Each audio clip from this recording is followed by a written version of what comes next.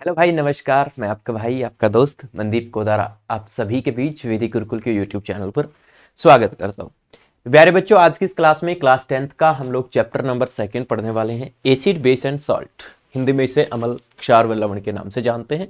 आपको पता है क्लास 10th के जो बच्चे तैयारी कर रहे हैं, जो बच्चे पेपर दे रहे हैं, अभी पढ़ेंगे, उनके लिए एनसीईआरटी बेहद बेहद जरूरी है बच्चा। आगे आप लोग क्लास 11th में जाएंगे, क्लास 12th में जाएंगे, तो वहाँ पर अगर आपका एनसीईआरटी बेस स्ट्रॉन्ग है तो आप आईआईटी जेईई कर रहे हैं, नीट कर रहे हैं, कुछ भी एग्जाम दे रहे हैं, आगे कोई भी किसी प्रकार का सीयूटी दे रहे हैं, कोई भी एग्जाम आप दे रहे हैं, हर एग्जाम के पॉइंट ऑफ व्यू से ये क्लास जो आपकी बहुत महत्वपूर्ण है। और एनसीईआरटी का रोल क्या होता है, एनसीईआरटी क्यों महत्वपूर्ण है, ये बात आप लोग भलीभांति जानते हैं। ठीक है ना। चलिए स्टार्ट करते हैं। एसिड बेस एंड साल्ट वाला जो चैप्टर है, इसके अंदर क्या क्या चीजें हैं बच्चा। सबसे पहले पूरा का पूरा एनसीईआरटी में जो जो बात दी गई है, आपको सारी की सारी कंप्लीट डिटेल बातचीत में यहां पर बताने वाला हूं भाई। सबसे पहले ये कह रहा है, you have learned in previous classes that sour and bitter taste of food due to the acid and base. ये कह रहा है हम लोग पिछले क्लासेस के अंदर पढ़ चुके हैं कि एसिड और बेस के कारण हमारा भोजन जो होता है उसका स्वाद या तो खट्टा होता है या कड़वा होता है। ये बात आप लोग पढ़ चुके हैं कि एसिड जो होते हैं दीज आर सोर इन टेस्ट, वो टेस्ट में क्या होते हैं, खट्टे होते हैं, और बेस जो होते हैं वो शोर में कैसे होते हैं बच्चा, कड़वे होते हैं, है ना। हाँ, if someone family is suffering from the problem of acidity, आपको पता है अगर कोई, पिछली क्लास में आपने ये भी पढ़ा है, अगर कोई एसिडिटी से सफर कर रहा है, कोई भी आपके परिवार में कोई भी मेंबर, तो आप उसे कैसे ठीक कर सकते हैं साहब, है ना। चलिए उसके बाद कह रहा है विच, ये पूरी पूरी वही पुरानी क्लासेस की बात यहां पर कर रहा है। वहां पर हम लोगों ने ये भी देखा था। अब बात आती है सर, हम एसिड और बेस को कैसे पहचाने, है ना। तो एसिड और बेस की अगर बात करें मेरे बच्चा, तो भाई एसिड जो होते हैं वो टेस्ट में खट्टे होते हैं, ठीक है, और बेस जो होते हैं वो टेस्ट में कड़वे होते हैं। ये बात तो ठीक है सर, लेकिन हर एक एसिड को टेस्ट तो नहीं कर सकते ना। तो हमारे पास क्या होते हैं, कुछ इंडिकेटर होते हैं। क्या होते हैं, कुछ इंडिकेटर होते हैं जो क्या हो जाते हैं, जो कलर में चेंज करते हैं। कुछ ऐसे होते हैं जो फ्रेग्रेंस में चेंज करते हैं। ये चेंज होकर के अपने को इंडिकेट करते हैं, अपने को बताते हैं कि हमारे पास क्या है, एसिड है कि बेस है। जैसे कि बच्चे हम बात करें, जिस तरह से एसिड की बात करें, एसिड टेस्ट में कैसे होते हैं, खट्टे होते हैं। ये क्या करते हैं बच्चे, change the colour of blue litmus paper two red litmus paper. ये क्या करते हैं, जो नीला लिटमस पेपर होता है ना, उसको रेड लिटमस पेपर में कन्वर्ट कर देते हैं। जो लिटमस पेपर आपके पास होता है उसको किस में कन्वर्ट कर देते हैं, ब्लू को रेड में कर देते हैं। ये कह रहा है वेयर द बेस जो होते हैं वो टेस्ट में कैसे होते हैं, कड़वे होते हैं, और वो क्या करते हैं, change the colour of red litmus to the blue. जो बेस होते हैं वो आपके लाल लिटमस को नीले में कलर में चेंज कर देते हैं। अब सर ये लिटमस क्या होता है, what is the litmus. Litmus is a natural indicator. ये एक नेचुरल इंडिकेटर है बच्चा, अपनी प्रकृति में पाया जाता है। ये किस किस से मिलकर के बना होता है, ठीक है, ये बना होता है भाई अपना फंगस। फंगस आप लोगों ने पढ़ा है, एल्गी। एल्गी और फंगस का एक सिम्बायोटिक रिलेशन होता है, यानी एल्गी और फंगस दोनों जब एक साथ रहते हैं तो वो बनाते हैं लाइकेन। क्या बनाते हैं दोस्त, लाइकेन बनाते हैं, है ना। और इसी लाइकेन से ही बना होता है हमारा लिटमस, है ना, इसी से बन रहा है लिटमस पेपर। लाइकेन का और ओरिजिनल कलर होता है बच्चा, वो पर्पल कलर होता है, बैंगनी रंग का होता है। ठीक बात है। चलिए इसके बाद ये कह रहा है टर्मरिक। टर्मरिक जो होता है एक अनदर इंडिकेटर होता है। टर्मरिक, हल्दी जिसे आप कहते हैं, अपने घरों में होती है। हल्दी भी एक नेचुरल इंडिकेटर होता है। हल्दी भी अपने कलर में चेंज करता है। हल्दी को अगर आप एसिड में डालोगे ना तो वो येलो कलर होता है, येलो का येलो ही रहेगा, लेकिन जैसे उसे बेस में डाल देंगे हल्दी जो है वो अपना रेड कलर में चेंज हो जाएगा। ठीक है बच्चा। Have you notice that stain और curry on a white clothes become reddish brown when so. ये कहता है, जब आपने देखा होगा, जब आपके कोई भी कढ़ी या कोई भी हल्दी का कोई भी चीज आपके सफेद कपड़ों पे लग जाती है ना, और जब आप उसको साबुन से धोते हो तो वो लाल कलर में चेंज हो जाता है। Which is basic in nature, क्योंकि वो साबुन जो होती है ना, साबुन, सर्फ, डिटर्जेंट पाउडर, ये सब क्या होते हैं बच्चा, बेसिक होते हैं नेचर के अंदर, है ना। Is sucked on it, it turns yellow again when the clothes wash into the plenty of water. You can also use synthetic indicator such as methyl orange and phenolphthalein to test acid or base। ये कह रहे हैं इसके अलावा कुछ आप synthetic, ये तो हम नेचुरल इंडिकेटर की बात कर रहे थे, है ना, कि प्रकृति में कौन कौन सी चीजें पाई जाती है। तो प्राकृतिक इंडिकेटर में हम बात करते हैं बच्चा अपना हल्दी की बात करते हैं, हम बात करते हैं लिटमस पेपर की बात करते हैं, है ना। एंड उसके अलावा हम बात करते हैं लिटमस पेपर के अलावा हम बात करते हैं हल्दी, टर्मरिक। इसके अलावा अगर हम बात करें कि कुछ इंडिकेटर ऐसे होते हैं सर जो हमारे सिंथेटिक होते हैं। सिंथेटिक मतलब जो हमारे लैब में तैयार किए जाते हैं, आर्टिफिशियल होते हैं, हमारे द्वारा बनाए जाते हैं। वो कौन से होते हैं, वो होते हैं आपके मिथाइल ऑरेंज और होते हैं आपके फिनोप्थिलीन। ये क्या करते हैं, अपने कलर में चेंज करके अपने को इंडिकेट करते हैं। In this chapter we will study the reaction of acid and base. ये जो सारी चीजें ना बच्चे, पिछली क्लासेस के एनसीईआरटी में अगर आपने पिछली क्लास पढ़ करके आए हैं, 8th क्लास पढ़ करके आए हैं, 7th क्लास पढ़ करके आए हैं, तो वहां पर इन चीजों के बारे में आप पढ़ चुके हैं। तो इस क्लास के अंदर हम, इस चैप्टर के अंदर हम क्या बात करने वाले हैं, इस चैप्टर के अंदर हम बात करने वाले हैं रिएक्शंस के बारे में, कि सर एसिड एंड बेस जो होते हैं वो किस तरीके से रिएक्ट करते हैं, ठीक है ना। How acid and base cancel out each other, effect and many more interesting things हम लोग यहां पर देखने वाले हैं कि हमारी डे टू डे लाइफ में इनकी रिएक्शन को लेके क्या क्या चीजें होने वाली है ना।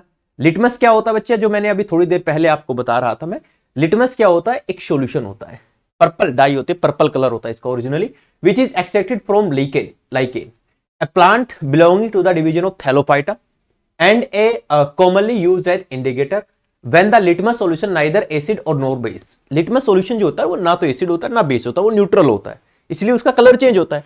उसके ऊपर देखिए वो क्या होता है, पर्पल कलर का होता है। लिटमस पेपर जो होता है दोस्त, वो किस कलर का होता है, वो पर्पल कलर का होता है, ठीक है, वो पर्पल कलर का होता है। अगर हम इसके ऊपर एसिड डाल देते हैं तो इसका कलर चेंज हो जाता है। एसिड डालते ही बच्चा क्या हो जाता है, ये रेड कलर का चेंज हो जाता है।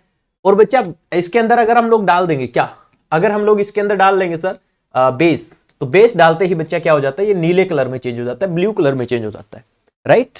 चलिए सर, ओके ओके, आगे बढ़ते बच्चा।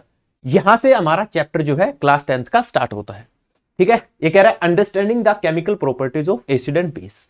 हमें एसिड और बेस की केमिकल प्रॉपर्टीज को जानना है। Acid and base in the laboratory, ये पहली बात कह रहा है कि लेबोरेटरी में हमें एसिड और बेस को टेस्ट करना है बच्चा, ठीक है। तो ये आपको इन्होंने कुछ चीजें दी हुई है कि आपने कुछ चीजें दी है, कह रहा है कलेक्ट द सॉल्यूशन। आप साइंस लेबोरेटरी से कुछ सॉल्यूशन कलेक्ट करें, जैसे HCl है, सल्फ्यूरिक एसिड है, नाइट्रिक एसिड है, एसिटिक एसिड है, सोडियम हाइड्रोक्साइड है, कैल्शियम हाइड्रोक्साइड है, पोटेशियम हाइड्रोक्साइड है, मैग्नीशियम हाइड्रोक्साइड है, एल्यूमिनियम हाइड्रोक्साइड है। Put A drop above the solution of water glass on 1/1 tested indicator, so this. ये कह रहा है भैया, ये कह रहा है आप ना अपनी लैब के अंदर जो भी आपके पास सामान है, जो भी केमिकल है, जिस तरह हमारे पास HCl लैब में है, H2SO4 है, ठीक है, नाइट्रिक एसिड है, HNO3 है, ठीक है, या फिर कोई हाइड्रोक्साइड है, ये कह रहा है उनको टेस्ट कीजिए। और टेस्ट करेंगे तो आप क्या पाएंगे, आप पाएंगे कि भाई रेड लिटमस सॉल्यूशन किस किसने बनाया। तो आपको पता है जो जो एसिड है, जो जो एसिड है वो सारे के सारे क्या बना देते हैं बच्चा, जो भी एसिड है वो सारे के सारे कैसा सॉल्यूशन बना देते हैं, red litmus paper. Blue litmus paper solution कौन बनाते हैं, तो जो बेस होते हैं वो ब्लू लिटमस पेपर बना देते हैं, ठीक है। फिनोप्थिलीन का कोई कलर नहीं होता, एसिड डालते हैं तो भी कोई कलर नहीं होता, बेस डालते हैं तो चेंज हो जाता है। ऐसा ही मिथाइल ऑरेंज जो होता है ये भी रेड कलर में चेंज हो जाता है, ठीक है। ये एक छोटी सी हम लोगों ने टेस्ट किया जो कि हमारी प्रीवियस लेसन है उसके आधार पर बच्चा, है ना। चलिए अब यहां से अपना रिएक्शन जो है बच्चा स्टार्ट होता है यहां से। How do acid and base reacts with metal. ये कह रहा है कि कोई भी एसिड या कोई बेस अपने पास होते हैं वो किसी मेटल के साथ किस तरीके से रिएक्ट करते हैं, किसी धातु के साथ किस तरीके से अभिक्रिया करते हैं। इसके लिए इन्होंने एक एक्टिविटी दी गई है बच्चा, ठीक है। ये कह रहा है take a 5 millilitre of dilute sulphuric acid in test tube. ये भाई टेस्ट ट्यूब लिया इन्होंने, ठीक है। इस टेस्ट ट्यूब के अंदर इन्होंने क्या डाला, इन्होंने डाइल्यूट सल्फ्यूरिक एसिड डाला। अब सर ये डाइल्यूट सल्फ्यूरिक एसिड क्या होता है, हमें ये समझ नहीं आया बच्चा। देखिए शायद आपने पहले कभी नहीं पढ़ा होगा या फिर पढ़ा होगा तो आपको पता होगा डाइल्यूट का मतलब क्या होता है। देखिए दो प्रकार के एसिड आप लोग पढ़ते हैं, एक आप पढ़ते हैं कंसंट्रेटेड एसिड, है ना, जिस तरह से लिखा होता है कंसंट्रेटेड H2SO4, और एक लिखा होता है बच्चा डाइल्यूट H2SO4। क्या होता है सर इसमें, भाई इसमें कुछ नहीं होता, एक सिंपल सी कहानी है।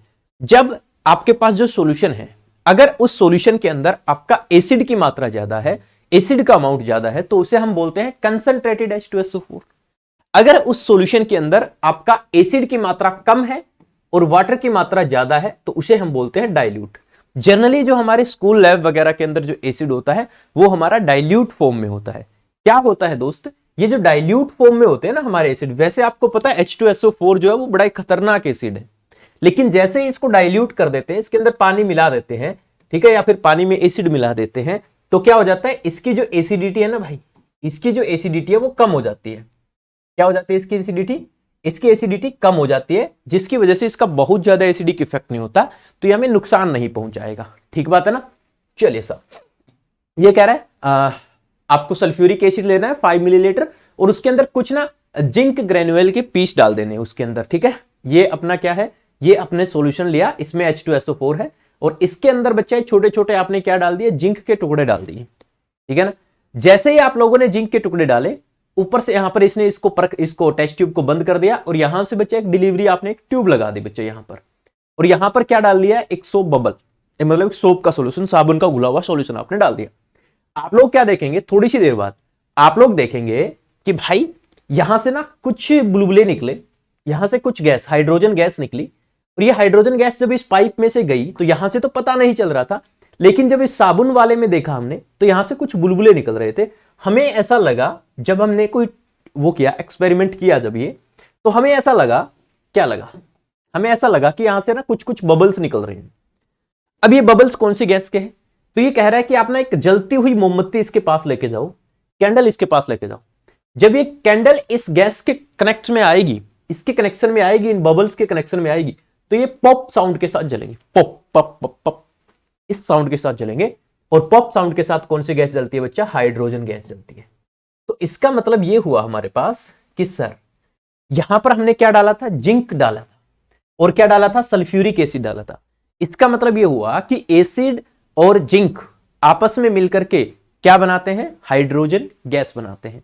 तो इस एक्टिविटी से अपने को ये बात समझ में आ गई है ना, कि मेटल और एसिड और मेटल आपस में मिलकर के क्या बनाते हैं बच्चा, तो साल्ट बनाते हैं और हाइड्रोजन गैस बनाते हैं।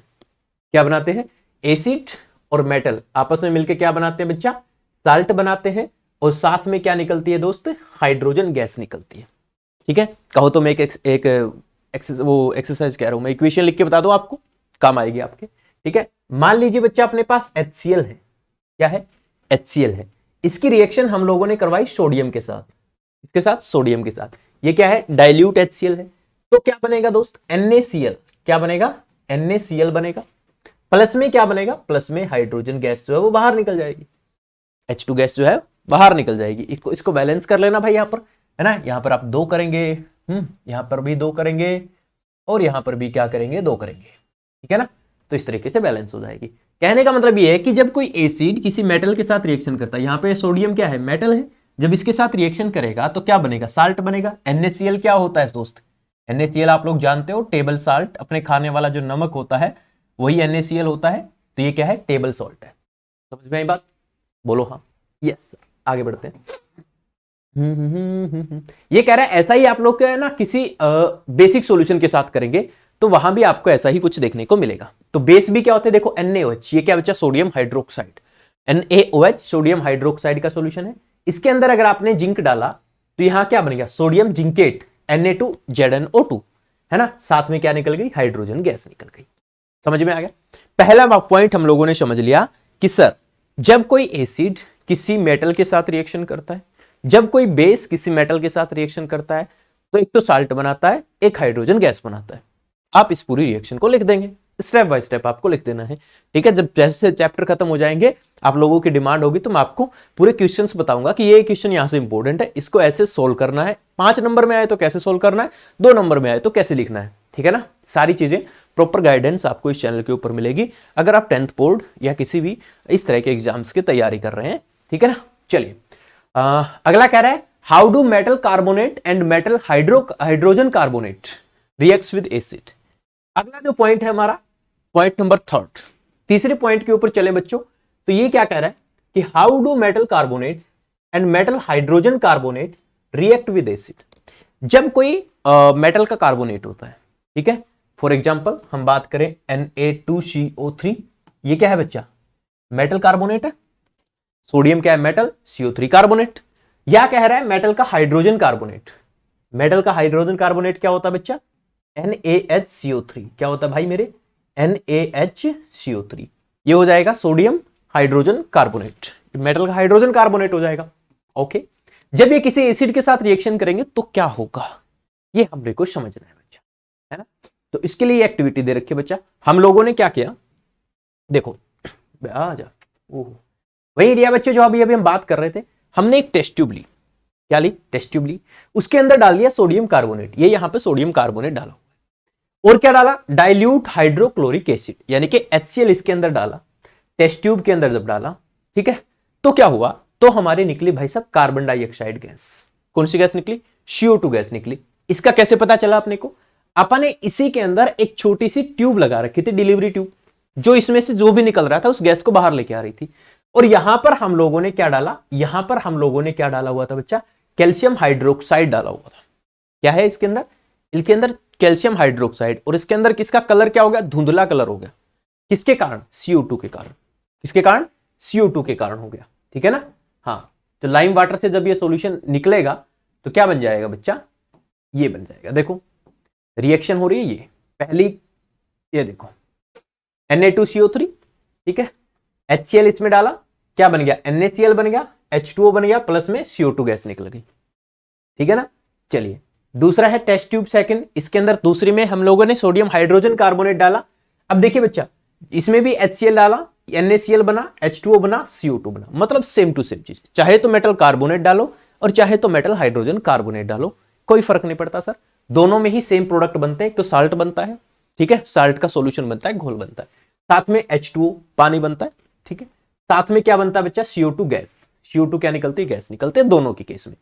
उसके बाद क्या होता है, जब ये जो CO2 गैस है ये एक लाइम वाटर के अंदर से क्रॉस होती है। केमिकल रिएक्शन वाले चैप्टर में मैंने आपको पढ़ाया है, जिसने नहीं देखा है तो अपना केमिकल रिएक्शन वाला चैप्टर देख लो, वहां हमने उगले अच्छे तरीके से समझा हुआ है कि सर जब लाइम वाटर जो होता है, कैल्शियम हाइड्रोक्साइड, लाइम वाटर जो होता है, चूना पानी जिसे बोलते हैं, अगर उसके अंदर CO2 गैस पास होती है, कौन सी गैस बच्चा? CO2 गैस पास हो जाती है, तो क्या बन जाता है बच्चा? व्हाइट प्रेसिपिटेट, यानी कि छोटे छोटे छोटे छोटे छोटे छोटे व्हाइट पाउडर सा जम जाता है वहां पर, जिसको बोलते हैं CaCO3, कैल्शियम कार्बोनेट। और इसी कैल्शियम कार्बोनेट को बच्चा हम लोग क्या बोलते हैं? लाइमस्टोन बोलते हैं। इसी को क्या बोलते हैं? लाइमस्टोन, चूना पत्थर बोलते हैं सर इसे। क्या बोलते हैं इसे? इसे बोलते हैं लाइमस्टोन, चूना पत्थर। क्या बोलते हैं? चूना पत्थर, लाइमस्टोन बोलते हैं चूना पत्थर। यानी कि ये बन जाता है व्हाइट प्रेसिपिटेट की फॉर्म में, और साथ में क्या बच्चा? H2O जब वो रिलीज हो जाता है। Done done done done done. तो हमें एक बात समझ में आई कि सर जब भी कोई भी मेटल का कार्बोनेट हो, चाहे मेटल का हाइड्रोजन कार्बोनेट हो, अगर वो किसी एसिड के साथ रिएक्शन करते हैं तो हमें क्या मिलेगा? एक तो हमें मिलेगा साल्ट। क्योंकि बच्चा एक बात ध्यान रखना है, मेटल के बनी हुई चीज, चाहे तो मेटल ऑक्साइड हो चाहे मेटल का कार्बोनेट हो, ये सारे के सारे किस फॉर्म में होते हैं बच्चा लोग? ये सारे के सारे ना बेसिक फॉर्म में होते हैं। सारे के सारे किस फॉर्म में होते हैं? बेसिक फॉर्म में होते हैं, मेटल से बनी हुई चीजें। मेटल के जो कंपाउंड होते हैं, चाहे मेटल ऑक्साइड हो, चाहे मेटल कार्बोनेट हो, चाहे मेटल हाइड्रोजन कार्बोनेट हो, ये सारे के सारे किस नेचर के होते हैं? बेसिक नेचर के होते हैं। और आप लोग जानते हैं क्या कि सर जब कोई एसिड कोई बेस आपस में जब रिएक्शन करते हैं तो प्यारे बच्चों क्या बनता है? सॉल्ट। क्या बनता है? सॉल्ट बनता है। तो इनसे भी बच्चा साल्ट बन रहा है, इनसे भी साल्ट बन रहा है। इसका मतलब ये क्या है? बेसिक। ये क्या है? बेसिक इन नेचर, है ना? तो ये हम लोगों ने यहां पे एक एडिशनल बात भी सीख ली। ओकेज ओकेज, ये वही हो गया। ये देखो हम लोग समझे ना, अभी जो भी बात हम लोग अभी समझ करके आए हैं इस ऊपर वाली एक्टिविटी से, वो सेम टू सेम बात इन्होंने यहां पर लिखी हुई है। क्या लिखा हुआ है एनसीईआरटी में? एनसीईआरटी में लिखा हुआ मेटल कार्बोनेट, चाहे मेटल का हाइड्रोजन कार्बोनेट हो, चाहे तो मेटल कार्बोनेट हो, चाहे तो मेटल का हाइड्रोजन कार्बोनेट हो, अगर बच्चा लोग वो एसिड के साथ रिएक्शन करेगा, किसके साथ है? एसिड के साथ, तो क्या बनाएगा? साल्ट बनाएगा, CO2 बनाएगा, साथ में क्या निकल जाएगा? वाटर निकल जाएगा, पानी निकल जाएगा। ठीक है, अच्छा अभी जो बात कर रहे थे ना, एसिड और बेस जब आपस में रिएक्शन करते हैं तो क्या होता है sir? Acid and base react with each other. ठीक है, इसके लिए भी इन्होंने एक एक्टिविटी दे रखी है। ठीक है, देखो एसिड और बेस में जब आपस में रिएक्शन होती है तो क्या होता है बच्चा? देखो हम लोगों ने अभी तक जो पढ़ा हुआ है, मैं आपको एक सीधी सी सिंपल सी भाषा में आपको एक चीज समझाना चाहता हूं। हम लोगों ने जो पढ़ा हुआ है, हमने पढ़ा हुआ है कि सर एसिड जो होते हैं ना, एसिड है ना, इनका जो पीएच वैल्यू होता है, एसिड का पीएच वैल्यू क्या होता है भाई? 7 से कम होता है, लेस देन 7 होता है। पढ़ा है हमने? हाँ गुरुजी पढ़ा है। और जो बेस होते हैं भाई, बेस, इनका जो पीएच वैल्यू होता है वो क्या होता है? वो सर 7 से ज्यादा होता है। अब आप एक बात बताओ, अगर हम इन दोनों को मिलाएंगे तो इसका पीएच वैल्यू बढ़ेगा और इसका पीएच वैल्यू घटेगा, यानी कि चीजें क्या हो जाएगी? बैलेंस हो जाएगी। क्या हो जाएगी? बैलेंस हो जाएगी, और बैलेंस होकर के चीजें क्या हो जाएगी भाई, न्यूट्रलाइज हो जाएगी। क्या हो जाएगी, न्यूट्रलाइज। इसीलिए जो एसिड और बेस की रिएक्शन होती है उसे क्या बोलते हैं, उसे बोलते हैं न्यूट्रलाइजेशन रिएक्शन, है ना। देखो हमने NaOH लिया, सोडियम हाइड्रोक्साइड। जो भी हाइड्रोक्साइड होते हैं ना वो सारे बेसिक नेचर के होते हैं, ये प्रॉपर्टी आप लोग पहले पढ़ चुके हैं। ये बेस है, इसके साथ हमने HCl मिलाया तो क्या हुआ बच्चा, देखो एक तो NaCl बना, साथ में क्या बना, H2O बना। NaCl क्या है भाई, साल्ट। क्या है, साल्ट। और साल्ट जो होता है वो क्या होता है, न्यूट्रल, ना ही एसिड होता ना ही बेस होता। और पानी भी क्या होता है, पानी भी न्यूट्रल होता है सर, है ना, इसका भी pH वैल्यू 7 होता है। तो ये कह रहा है the reaction between an acid and base give a salt and water known as neutralization reaction. In general, a neutralization reactions can be written as this. आपसे 1-2 नंबर में सवाल पूछ ले, 1 नंबर में, तो आप इसको बोल देंगे, कहेगा what is the neutralisation reaction. आप क्या लिखेंगे, आप लिखेंगे the reaction between an acid and base to give salt and water, है ना, to give salt and water is known as neutralisation reaction. In general neutralisation reaction ये, और इसके साथ अगर ये रिएक्शन भी लिख दोगे ना, मजा आ जाएगा भाई, सब एग्जामिनर 1 नंबर नहीं काटेगा आपका। समझ में आएगी कहानी, यस, वेरी गुड। अगला कह रहा है बच्चा, reaction of metallic oxide with acid. अभी समझो, मेटल से बनी हुई जो भी चीज हम मैं बात करूंगा ना इस चैप्टर के अंदर कहीं भी, तो मेटल से बनी हुई जो भी चीजें होगी वो सारी की सारी क्या होगी मेरे बच्चों, मेटल से बनी हुई जो भी चीजें होगी, चाहे मेटल ऑक्साइड हो, चाहे मेटल कार्बोनेट हो, चाहे मेटल हाइड्रोजन कार्बोनेट हो, इन सबका नेचर कैसा होता है, इन सबका नेचर होता है बेसिक। कैसा नेचर होता है, बेसिक होता है। और यहां पर क्या दिया हुआ है, एसिड। और बेस और एसिड जब आपस में मिलते हैं तो न्यूट्रलाइजेशन रिएक्शन होती है, और न्यूट्रलाइजेशन रिएक्शन होती है तो क्या बनता है प्यारे बच्चों, सॉल्ट। क्या बनता है, तो इसमें भी सॉल्ट बनेगा, सिंपल सी कहानी है ना। देखिए, तो मेटल ऑक्साइड एसिड के साथ रिएक्शन करेगा, सोल्ट एंड वाटर, सेम है ना। ये कह रहा है you will note that colour of solution becomes blue green and copper oxide. ये एक एक्टिविटी इन्होंने दी गई थी, ठीक है ना। ये कह रहा है take a small amount of copper oxide. Copper oxide कोई मेटल का ऑक्साइड है, in a beaker and dilute hydrochloric and slowly while stirring. इसमें डाइल्यूट हाइड्रोक्लोरिक एसिड डाला और उसको हिलाया, तो note the colour of solution. आपने सॉल्यूशन का कलर नोट किया, what has happen in the copper oxide. ये कह रहा है you will notice that the colour of solution becomes blue green and copper oxide dissolve. Copper oxide तो dissolve हो गया भाई। The blue green colour is the solution is due to the formation of copper chloride and the reaction, general reaction between a metal oxide and acid can be written as this. तो इसे भी बोल देते हैं neutralisation reaction. अब एक बात समझो, अब एक बात समझो, कहानी को थोड़ा सा दिमाग में घुमाओ कि अगर सर एसिड का, सॉरी, मेटल का जो भी प्रोडक्ट बनता है, मेटल ऑक्साइड बनता है, मेटल कार्बोनेट बनता है, अगर वो बेसिक है तो नॉन मेटल का क्या होगा, एसिडिक होगा, है ना। तो जो नॉन मेटेलिक ऑक्साइड है, यही कह रहा है सेम टू सेम कि reaction a non metallic oxide with base. तो बच्चा मैंने अभी 1 मिनट पहले आपको एक सीधी सी एक भाषा में सारी कहानी समझा दी कि अगर मेटल के जो ऑक्साइड हैं, मेटल के जो ऑक्साइड हैं, अगर उनका कलर, उनका नेचर बेसिक है भाई, उनका नेचर बेसिक है, तो बच्चा नॉन मेटल जो ऑक्साइड होते हैं तो ये तो अपोजिट होते हैं एक दूसरे के, तो इनका नेचर क्या होगा, तो इनका नेचर होगा सर एसिडिक। सिंपल सी कहानी। और जब एसिड किसी बेस के साथ रिएक्शन करेगा तो क्या होगा, सेम ही कहानी होगी भाई, एसिड बेस रिएक्शन करके सॉल्ट बनाएंगे। सिंपल कहानी, वही बात सारी की सारी, ठीक है ना। Metallic oxide are acidic in nature, non metallic oxide जो होते हैं वो एसिडिक होते हैं नेचर में। वही जो कहानी मैंने आपको बताई वो सारी की सारी कहानी यहां पर ये कह रहा है, ठीक है ना। चलिए क्वेश्चंस भी करेंगे एक बार, पूरा मैं चैप्टर आपको समझा देता हूं, पूरा रिवीजन करवा देता हूं आपकी, है ना। उसके बाद फिर हम लोग करेंगे क्या, क्वेश्चंस करेंगे इनके, जैसे ही चैप्टर खत्म हो जाएंगे। कह रहा what do all acid and all base have in common, ठीक है, ओके। तो कॉमन क्या होता है, कॉमन सभी के अंदर हाइड्रोजन गैस निकलती है, तो सभी के अंदर कॉमन होता है। We have seen that all acid have similar chemical properties which leads the similar to the properties. We saw the activity फलानी दिकड़ी देखा हम लोगों ने, acid generate hydrogen gas on reacting with metal, so hydrogen seems the common of all acid. ये कह रहा है hydrogen जो है वो सभी एसिड के अंदर क्या है बच्चा, कॉमन चीज है ना। सभी जितने भी एसिड होते हैं बच्चा, सभी एसिड के अंदर क्या है, हाइड्रोजन जो है बच्चा कॉमन चीज होते हैं, ठीक है। ये कह रहा है what happens to an acid और बेसिक और base in a water solution. जब एसिड या बेस को वाटर सॉल्यूशन में डालते हैं तो क्या होता है ना। जब किसी एसिड या बेस को वाटर सॉल्यूशन में डालते हैं तो क्या होता है, ये देखिए सर, ये वाटर सॉल्यूशन है, ठीक है। इसके अंदर हम डाल रहे हैं एसिड H2SO4, ठीक है। यहीं पर हम लोग डाल रहे हैं बच्चा इसके अंदर ये एसिड है, अच्छा, इसको हम लोगों ने डाल करके बंद कर दिया, ठीक है। और यहां पर हम लोगों ने लिटमस पेपर को जैसे ही हम लोगों ने लगाया, यहां पर ये देखो कलर चेंज हो रहा है लिटमस पेपर का, ठीक है ना। और यहां पर क्या बन गया बच्चा, छोटे छोटे कैल्शियम क्लोराइड बन गया, ठीक है। हाँ, ये HCl प्रिपरेशन कर रहे हैं बच्चा, HCl,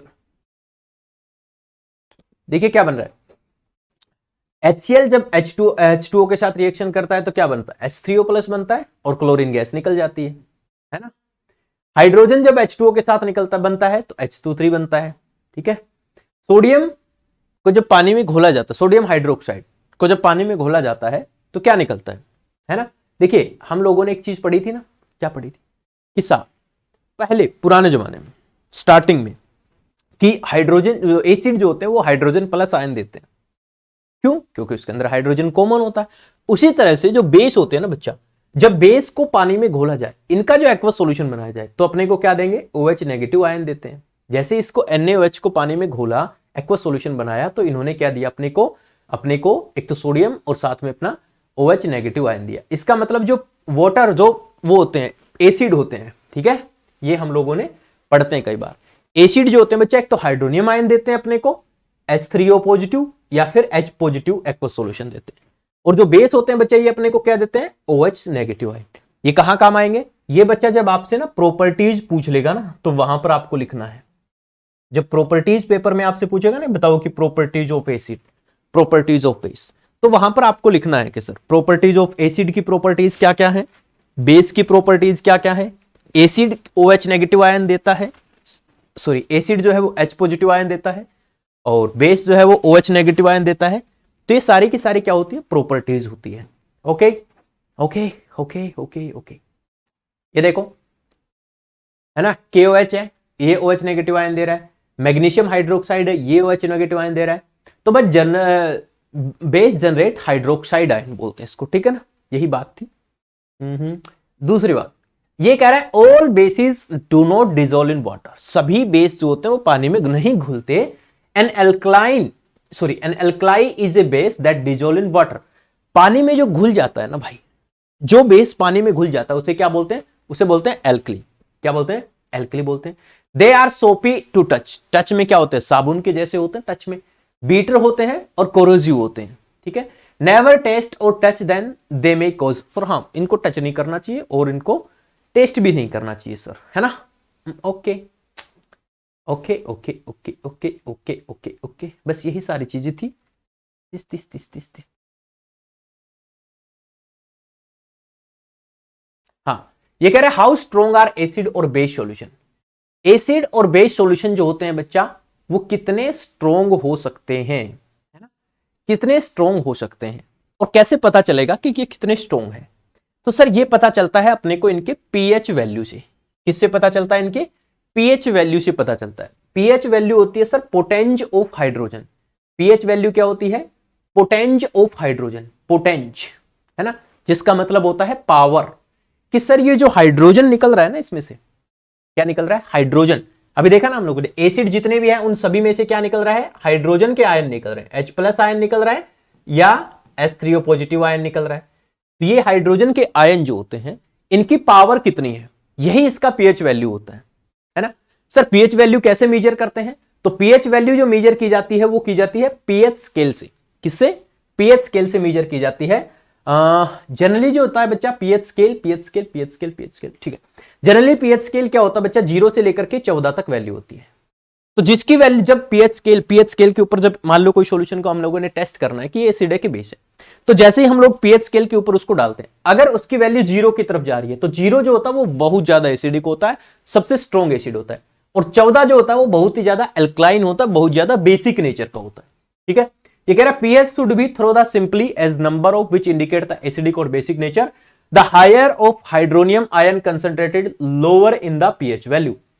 ये कह रहा है कि भाई साहब अगर हमारे हाइड्रोनियम आयन कंसंट्रेशन ज्यादा होगी, हाइड्रोनियम आयन मैंने पहले बताया था एसिड, तो क्या होगा, तो पीएच वैल्यू अगर इनकी वैल्यू ज्यादा होगी, इनका कंसंट्रेशन पानी में ज्यादा होगा, ठीक है, तो क्या होगा, पीएच वैल्यू जो है वो क्या होगा, रिड्यूस होगा, कम होगा।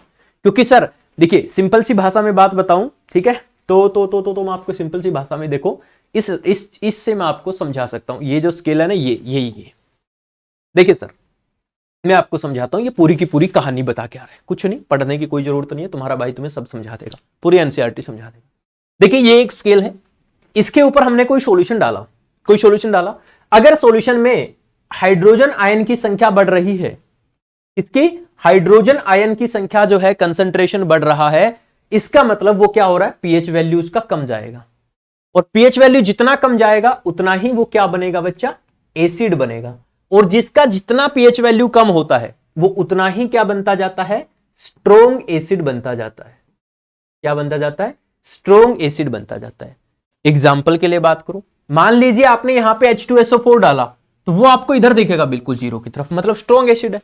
वहीं आपने नींबू डाला, नींबू का आपको यहां तक रुक जाएगा, 2.8 तक रुक जाएगा, ठीक है, तो वहां पर क्या मतलब, ये कमजोर है थोड़ा सा, वो ज्यादा, तो आप लोग जानते सर नींबू और वो सल्फ्यूरिक एसिड कितना खतरनाक होता है, ऐसे ही सेम बेस के साथ होता है। अगर आपने कोई सॉल्यूशन डाला और उसके अंदर OH नेगेटिव आयन आ रहे हैं, क्या आ रहे हैं, OH नेगेटिव आयन आ रहे हैं, अगर OH नेगेटिव आयन की संख्या बढ़ेगी, अगर इसकी संख्या इंक्रीज होगी बच्चा, तो जो बेसिक नेचर है इट इज ऑल्सो इंक्रीज, ये भी क्या होगा, इंक्रीज होगा।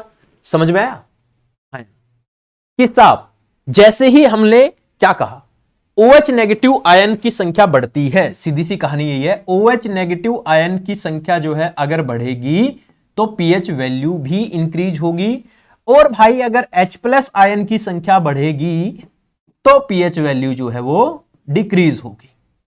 यही सिंपल सी कहानी है। और जिसका पीएच वैल्यू 7 होता है उसे बोलते हैं न्यूट्रल, क्योंकि वो ना तो इधर का होता तो ना इधर का होता, दिस इज द न्यूट्रल। एक उदाहरण बताओ, जो सिंपल पानी होता है ना H2O, वो क्या होता है भाई मेरे, न्यूट्रल होता है, उदासीन है ना एसिड होता तो ना बेस होता, ठीक है। यहां पर कुछ पीएच वैल्यूज है जो आपको बतानी है, मुझे कमेंट करके बताना आप लोग, ठीक है। सलाइवा की क्या होती है बिफोर द मील, खाना खाने से पहले, खाना खाने के बाद, लेमन जूस कितना होता है, ठीक है, कैरेट जूस कितना होता है, टमाटो जूस कितना होता है, ये कुछ पीएच वैल्यूज होती है, ठीक है, जो आपकी जनरली जो होती है पता होना चाहिए आपको समझाने के लिए। जिस तरह गैस्ट्रिक जूस है आपके पेट के अंदर, है ना, बायोलॉजी में आप लोगों ने पढ़ा है कि हमारे पेट के अंदर क्या होता है सर, हमारे पेट के अंदर जो गैस्ट्रिक जूस होता है उसके अंदर अमाउंट होता है HCl का, हाइड्रोक्लोरिक एसिड, तो इसलिए इसका पीएच वैल्यू जो होता है वो अबाउट 1.2 के आसपास होता है, ठीक है। हाँ, लेमन जूस का होता है वो 2.2 के आसपास होता है, ठीक है। प्योर वाटर का जो प्योर वाटर और ब्लड जो होता है वो 7.4 के आसपास होता है। उसके बाद मिल्क ऑफ मैग्नीशिया 10 होता है बच्चा, सोडियम हाइड्रोक्साइड NaOH होता है, ये अबाउट 14 होता है, यानी कि बेसिक नेचर है और उनका जो है एसिडिक नेचर होता है, ठीक है ना। तो यही हमको एक बात समझनी थी कि भाई साहब कितना ये होते हैं। उसके बाद कह रहा है importance of pH in everyday life, हमारी डे टू डे लाइफ में पीएच वैल्यू का क्या महत्व है ना। तो ये कह रहा है आवर बॉडी, हमारी बॉडी जो होती है बच्चा, वो एक पीएच वैल्यू के बीच काम करती है। हमारी बॉडी का जो पीएच मान होता है ना वो 7 से लेके 7.8 तक होता है, 7.0 से लेके 7.8 तक होता है ना। तो अगर इसके बीच पीएच मान रहता है हमारी बॉडी का तो सही है, डन। अगर पीएच वैल्यू हमारी बॉडी का 7 से कम गया इसका मतलब हमें कोई ना कोई दिक्कत है, और 7.8 से ज्यादा गया तो इसका मतलब दिक्कत होती है बच्चा। Living organism can survive only the narrow range of pH range, which pH range, rain water जो होता है, बारिश का जो पानी होता है, उसका पीएच वैल्यू अगर हमारा 5.6 से कम हो गया है ना, तो उसे हम क्या कह देंगे, एसिड रेन कह देंगे, ठीक है। When acid rain flow into the rivers it lower the pH value of water और the survival of aquatic life is become difficult. ये कह रहा है देखो हमारी जो बॉडी का पीएच वैल्यू होता है ना वो 7.0 से लेकर के 7.8 के बीच काम करता है, और जनरली पानी का जो पीएच वैल्यू होता है वो उसी के आसपास होता है। तो पानी में जो जलीय जीव है वो सर्वाइव कर पाते हैं, तो एसिड रेन जब होता है ना, तो एसिड रेन का जो पीएच वैल्यू होता है वो 5.6 से कम आ जाता है।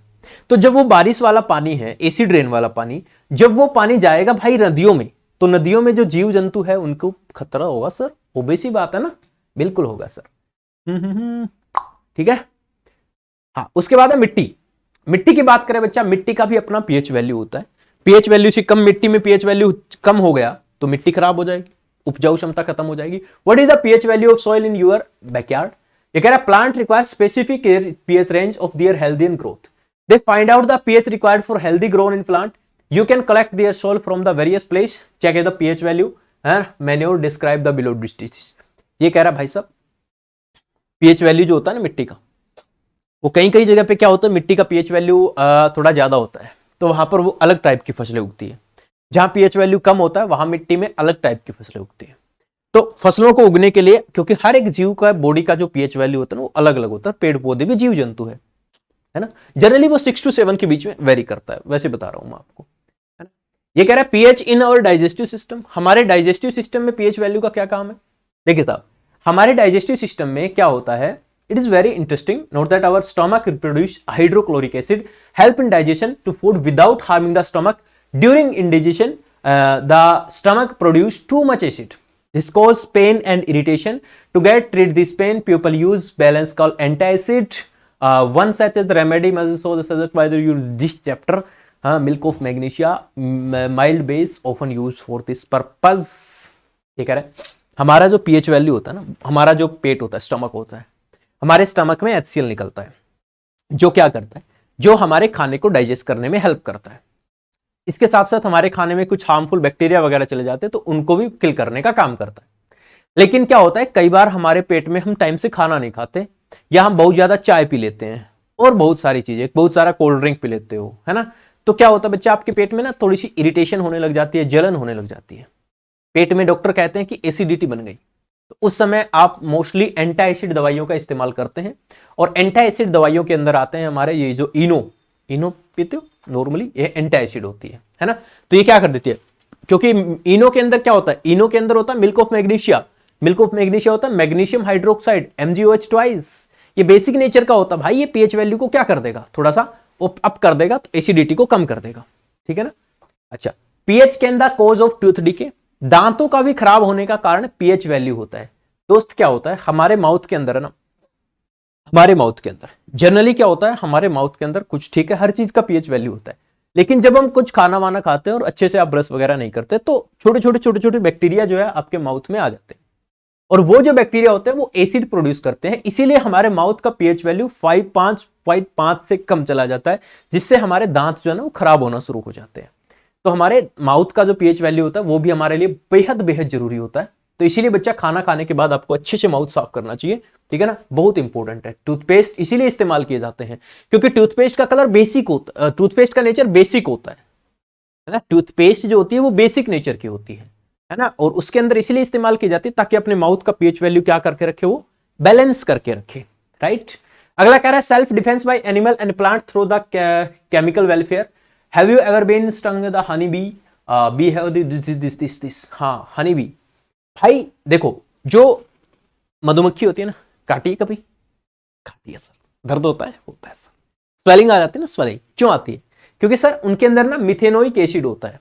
क्या होता है? Methanoic acid. मिथेनोइक एसिड होता है जो क्या करेगा, ये वो यूज करते हैं अपनी प्रोटेक्शन के लिए। मधुमक्खी आपको काटती है तो अपनी प्रोटेक्शन के लिए, ऐसे नहीं काटते, आप छेड़ोगे तो भी काटेगी, ऐसे नहीं काटती। हाँ, ऐसे काट लेती, कभी मूड में आगे काट लिया, ऐसे अदरवाइज नहीं काटती। तो वो जो मिथेनोइक एसिड होता है वो आपको कटती है, पेन होता है, स्वेलिंग आ जाती है। तो हम क्या करें, तो पता होना चाहिए ना आपको, क्या करेंगे? एसिड है तो हम क्या करेंगे, उसके ऊपर बेस डालेंगे। तो इसलिए हम टूथपेस्ट लगाते हैं, साबुन लगाते हैं, तो ये सारे बेसिक नेचर होता है। लोहा रगड़ते हैं भाई, और हमने देखा कि मेटल से बनी हुई चीजें बेसिक होती है, पढ़ा है। सब चीजों के पीछे वही रीजन है भाई। Nature provides neutralisation options. ये कह रहा है nettle is herbaceous plant which grown in the wild. He leaves have sting here which cause painful sting touch accidentally. This is due to the methanoic acid, है ना। ये देखो, ये पेड़ पौधा भी है भाई, नेटल स्टिंग, ये इसके अंदर भी मिथेनोइक एसिड होता है। पूछा जाता है नेटल स्टिंग के अंदर कौन सा एसिड होता है? मिथेनोइक एसिड होता है, ठीक है ना। तो ये कुछ एसिड के एग्जांपल अपने को दे रखे हैं, ठीक है। विनेगर, एसिटिक एसिड होता है, ऑरेंज में सिट्रिक एसिड होता है, टर्मरिक में टार्टरिक एसिड होता है, टमाटो में ऑक्जेलिक एसिड होता है। ये आपके उसके अंदर पूछ लेते हैं। सोर मिल्क कर्ड है ना, खट्टे दूध या फिर दही में लैक्टिक एसिड होता है। लेमन में सिट्रिक एसिड होता है। एंड स्टिंग या नेटल स्टिंग या बी स्टिंग मिथेनोइक एसिड होता है। इसको फॉर्मिक एसिड का नाम भी दिया जाता है बच्चा। क्या कहते हैं? फॉर्मिक। ये कह रहे हैं मोर अबाउट साल्ट्स। अब साल्ट क्या होते हैं? साल्ट के बारे में कुछ आपको जानकारी होनी चाहिए नॉर्मली, ठीक है ना। ये कह रहा है in the previous sections we have seen the formation of salt. हमने साल्ट देखा था कि एसिड और बेस मिलकर के क्या बनाते हैं? साल्ट बनाते हैं, पढ़ा था हमने, है ना। यहां पर आ रहा है फैमिली ऑफ साल्ट। साल्ट की बहुत सारी फैमिली है भाई सब। साल्ट की फैमिली के अंदर बहुत सारे लोग रहते हैं, जिस तरह NaCl है, KCl है, बहुत सारे हैं, Na2SO4 है। भाई एसिड और बेस जब मिलेगा तो साल्ट बनाएगा, है ना। उसके बाद कह रहा है pH वैल्यू ऑफ साल्ट। तो जो साल्ट होता है भाई देखो, एसिड और बेस, तो साल्ट जो होता है वो ना तो एसिड होता ना बेस होता, तो बीच का pH वैल्यू होता है। तो pH वैल्यू साल्ट की क्या होती है बच्चा? 7 होती है। वो ना ही तो बेसिक होता ना ही एसिडिक होता, पहली बात। Chemical form of common salts. Common salt की कुछ केमिकल फॉर्म है। ये दांडी यात्रा आप लोग देख रहे हैं, ठीक है ना। महात्मा गांधी ने दांडी यात्रा की थी, किसके लिए भाई? नमक प्राप्ति के लिए। किसके लिए? नमक प्राप्ति के लिए। पहले नमक बड़ा महंगी चीज होती थी और खाने में नमक आपको पता है नेसेसरी है। तो समुंदर जो होता था ना, वहां पर उन अंग्रेज लोगों का कब्जा था, तो वो लोग खुद नमक बनाते थे और बेचते थे। तो दांडी यात्रा थी इसीलिए थी कि भाई हम नमक बनाएंगे, है ना, हम नमक बनाएंगे सर। क्योंकि सी वाटर, समुद्र के पानी में बहुत सारा नमक डिजोल्व होता है, बहुत सारा पानी घुला होता है, हम सोडियम क्लोराइड को सेपरेट कर सकते हैं उससे। ये कह रहा है deposit the sodium salt also found in several parts of world, this the large crystal and often brown due to the impurities, this is called rock salt. आपने देखा होगा सर, जो कई बार ना नमक जो बेचने वाले लोग आते हैं, उनके पास एक बड़े बड़े चट्टाने रखी होती है, पत्थर टाइप, ब्राउन कलर का होता है, तो उसमें इंप्योरिटीज होती है, बाद में उसको शुद्ध किया जाता है, ऐसा है ना। You must have heard about Mahatma Gandhi Dandi march. Sodium chloride was such an important symbol of our struggle for freedom.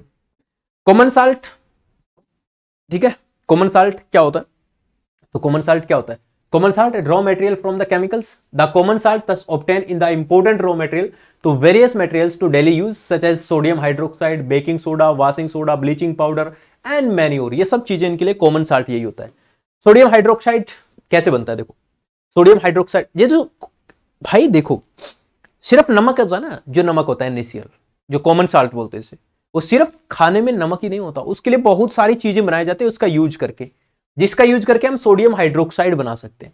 ये कह रहा है when electricity is pass through an aqueous solution of sodium chloride is decomposed from the sodium hydroxide and process is called chlor alkali process, become is the products form chlor of chlorine and alkalide sodium. देखो ये क्या है? NaCl।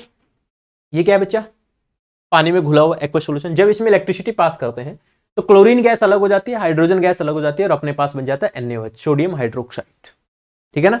हाँ, तो chlorine gas बन जाती है, sodium hydroxide gas बन जाता है। ये बच्चा कुछ इस तरीके से प्रोसेस होती है। इसके अंदर ये पारा का पूरा क्या बच्चा? सोल्यूशन है, पूरा का पूरा NaCl का सोल्यूशन है इसमें, ठीक है ना। तो जब इसके अंदर इलेक्ट्रिसिटी पास करवाई जाती है तो एक एनोड होता है, एक कैथोड होता है।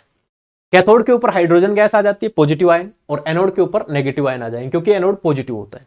तो इस तरीके से जो क्लोरीन है और OH नेगेटिव आयन है वो इधर चले जाएंगे, सोडियम और हाइड्रोजन पॉजिटिव आयन जो इधर चले जाएंगे, और जो बचेगा अपने पास वो क्या बचेगा? वो बचेगा बच्चा NaOH, सोडियम हाइड्रोक्साइड, ठीक है ना।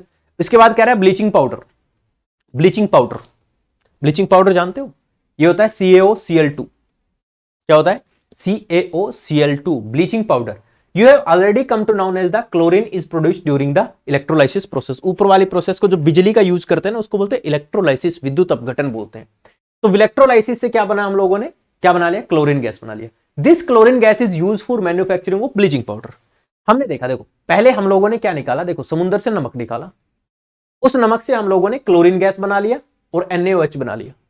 इसका यूज आगे चल के साबुन बनाने में करते हैं।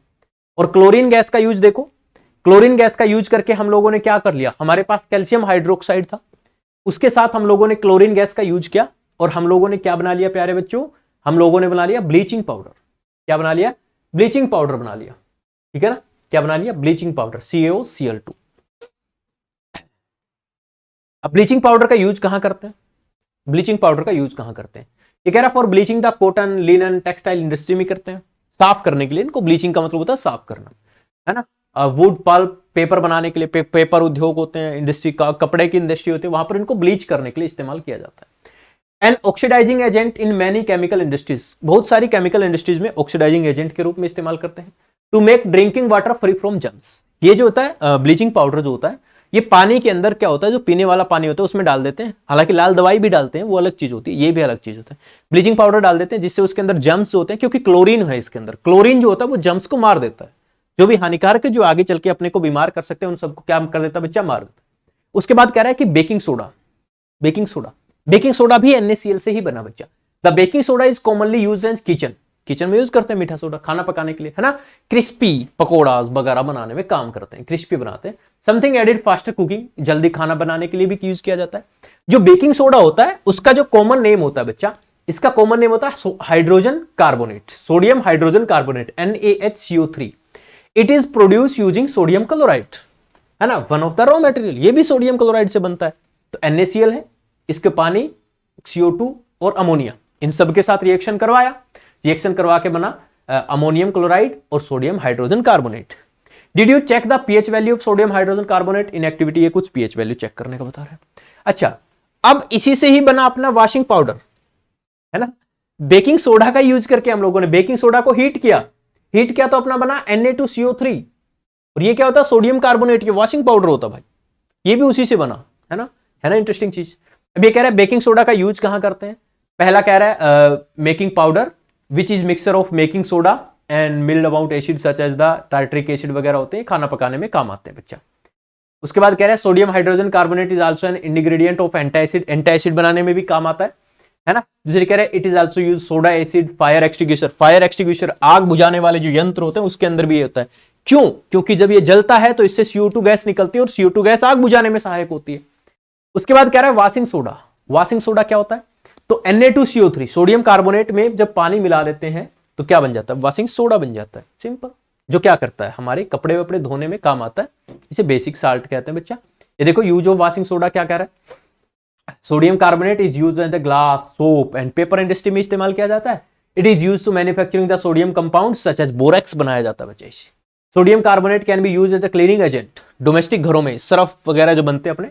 It is use removing permanent hardness of water, पानी की परमानेंट हार्डनेस को रिमूव करता है जो वॉशिंग सोडा होता है ना, वो सोडियम कार्बोनेट, ठीक है। Are the crystal of salt really dry, ये क्रिस्टल ऑफ साल्ट जो होता है वो रियली ड्राई, उसके लिए एक एक्टिविटी है बच्चा, ठीक है ना।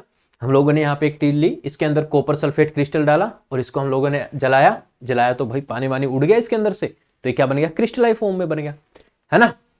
और क्या बन गया, POP बन गया, है ना। जब जिप्सम होता है, जिप्सम, जिप्सम सुना होगा आप लोगों ने, सुना है सर, जिप्सम सुना है। क्या होता है जिप्सम, जिप्सम होता है CaSO4.2H2। जब जिप्सम को गर्म करते हैं तो क्या बन जाता है बच्चा, तो बन जाता है POP, CaSO4.12H2, plaster of Paris बन जाता है, ठीक है ना। और प्लास्टर ऑफ पेरिस का आप लोग जानते हैं, POP के यूज आपसे पूछे जाते हैं। क्या होता है POP के यूज बताओ, खिलौने बनाने में, मूर्तियां बनाने में इस्तेमाल किया जाता है ना, डेकोरेशन वगैरह। ये POP जो घरों में छत वत का जो डिजाइन बनाते हैं इसमें की जाती है। डॉक्टर आपके हाथ पैर हड्डी टूट जाती है तो प्लास्टर बनाने में POP का इस्तेमाल करते हैं, है ना। चलिए, तो ये बच्चा हमारे थे NCERT के अंदर कुछ चीजें, आई होप कि आपको समझ में आया होगा, ठीक है। हम लोगों ने एक रिवीजन टाइप आपको पूरा NCERT पढ़ा दिया। ऐसे ही अगर आप चाहते हैं कि हम लोग हर चैप्टर की वीडियो बनाएं तो वीडियो को लाइक कर देना, कमेंट करके जरूर बता देना कि भाई बहुत बढ़िया, आगे भी कंटिन्यू करें, और बाकी बच्चों के पास शेयर भी कर देना। पहली बार आए हैं तो विधि गुरुकुल चैनल को सब्सक्राइब भी कर लेना। नमस्कार, एक बार फिर से आप सभी का बहुत बहुत धन्यवाद। जय हिंद,